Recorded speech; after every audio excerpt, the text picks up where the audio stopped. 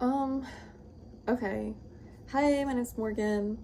Um, Going over the first topic of commitment, it talks about how, we look for this problem to summon our life. And I feel like I was summoned by writing.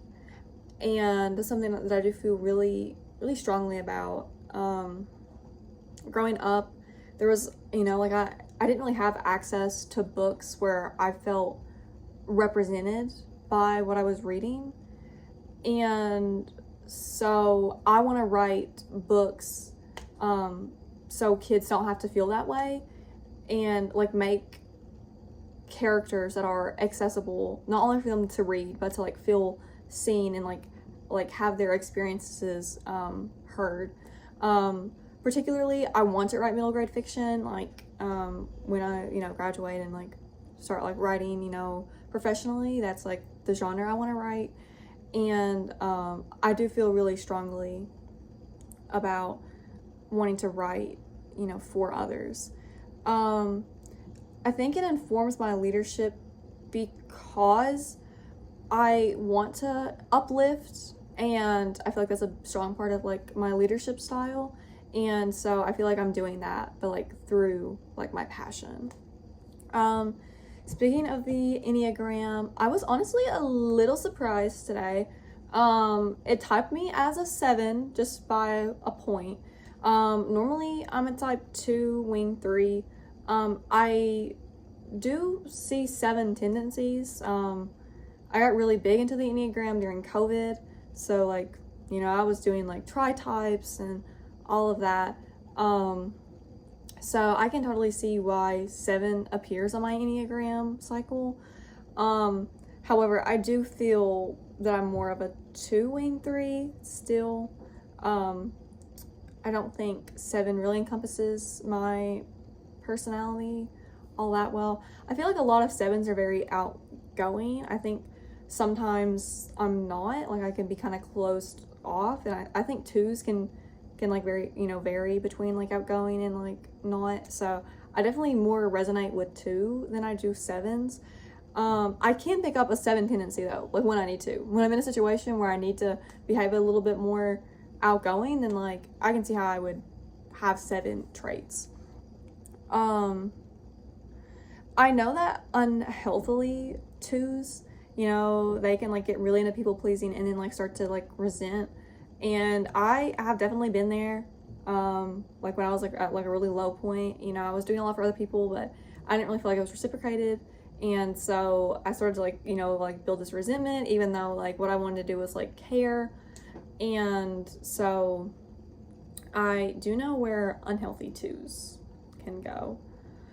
I think as a leader, being an Enneagram 2, I really think it's about, helping and like wanting to see others succeed. I know that when I'm a leader, I want to like uplift the voices of the people that I'm leading. I don't want it to just be all about me. And so I feel like as a 2, I feel like I'm really strong in that regard. And I really think that it really helps me like be like this like good sort of like caring leader. As for the 333 activity, I got a lot of creative answers, like across the board. I feel like that's because, I'm a writer, I'm an artist, and so I think that's sort of like the default personality trait for Morgan is she's a writer, so she's creative, or she's an artist, she's creative. Another answer that showed up both within my friends and my work buddies was, very determined and practical. And I definitely think I got that answer because, I kind of will go out of my way to do the work that nobody else wants to do. And, it's like, I'll do it.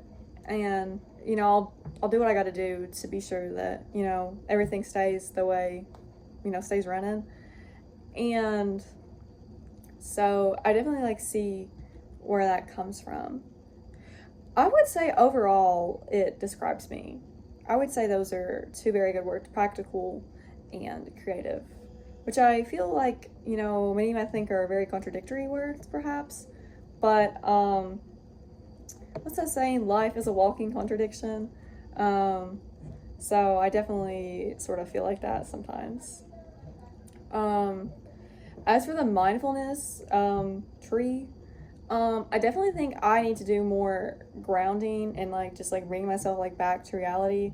Um, I think sometimes I can get like stuck in my own head, and I'm not like aware that like it's like not that serious, or it's like not actually like the end of the world. And even though it feels that way, and so I would really like to be more mindful of that. And so, whether that just be like a 5 minutes of meditation, or, when I get up in the morning, or when I'm stressed, like doing, deep breaths, in 4 seconds, hold 4 seconds, out 4 seconds. And I really think I could work on that. As for the humility development, I really think that I need to do more self-reflection. I know that sometimes I think that if I'm like not the best, then I'm the worst. And that's definitely something that I'm working on, and I've continued to improve upon, as I've, gotten older and out of high school into college. And I know I can like slip into this like perfectionist mindset to where like if I do bad on like one thing, then like it means I'm like automatically like the worst in the world. But I think that like learning and improving is about growing. And so like if you don't fail, how do you learn to get better?